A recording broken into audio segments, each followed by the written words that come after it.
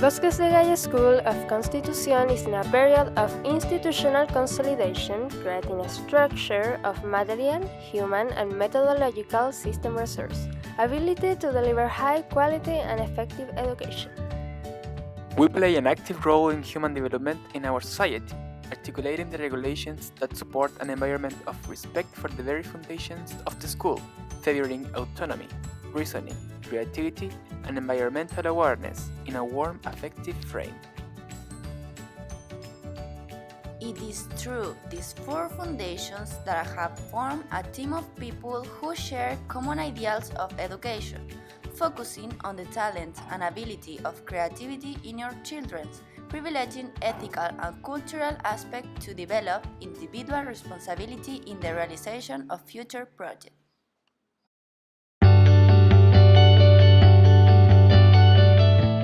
Bosques de Gaia School promotes the formation of talent from the initial stage to secondary stage of education. It is a pillar in the construction of a college integrity.